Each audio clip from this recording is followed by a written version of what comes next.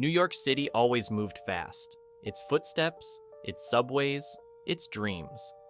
But somewhere in the middle of all that noise lived a quiet 13-year-old boy from the Bronx named Ethan Reyes, a kid who believed dreams were for everyone except him. Ethan wasn't loud.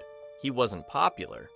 He was the boy who tried to blend into hallways, hoping no one noticed the fact that his father worked night shifts, sweeping office floors just to keep their tiny apartment running. He admired his father deeply.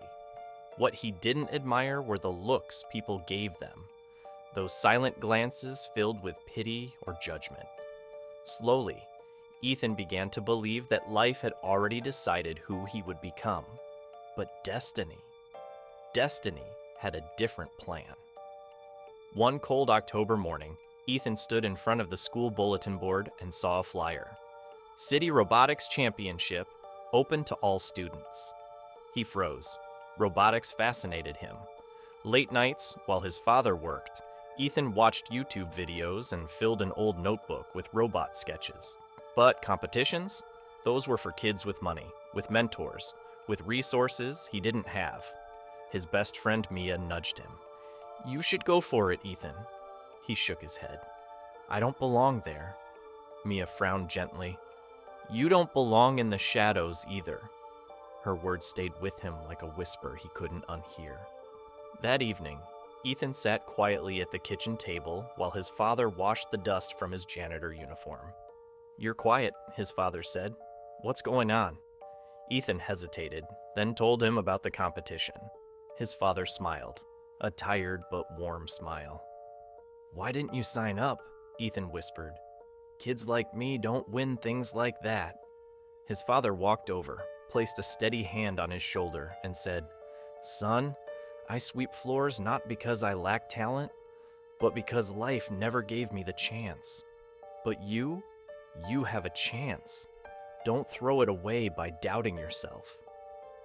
Those words struck Ethan deeper than anything ever had. The next morning, Ethan signed his name on the list. But stepping into the robotics club felt like stepping onto another planet.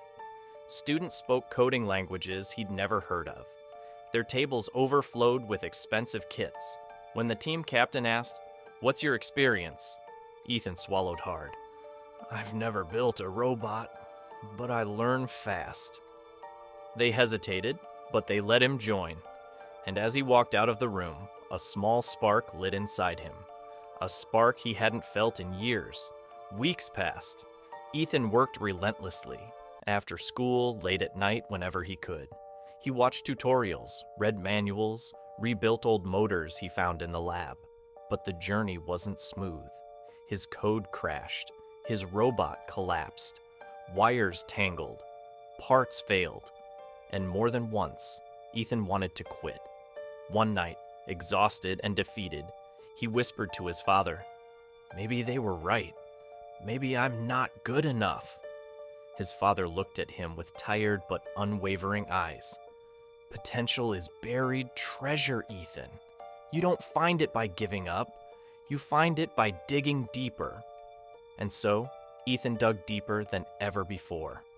2 days before the competition, disaster hit. The robot's main circuit board fried, panic spread, voices rose. Everyone blamed something or someone. Everyone except Ethan. He picked up the damaged board, turned it in his hands, and said quietly, "I think I can fix it." The room went silent. Ethan explained how he had studied similar failures online. He believed he could rewire a bypass. It was risky, complicated. Everyone doubted him. But Ethan didn't hesitate.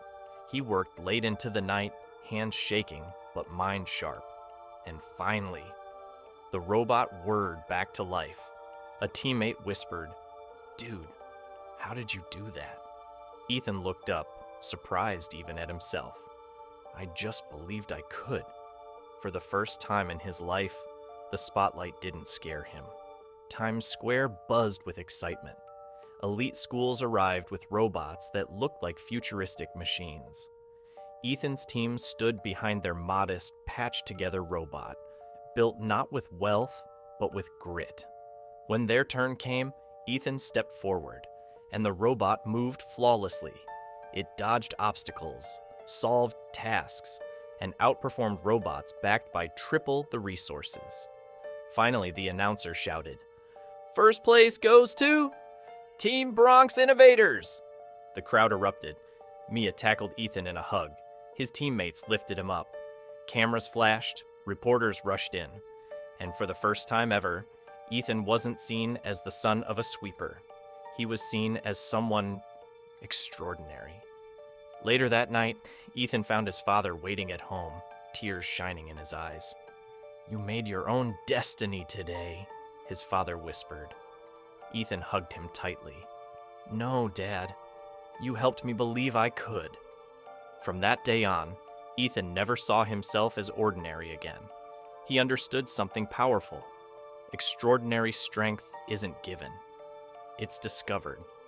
The moment life finally pushes you to rise. Destiny isn't written.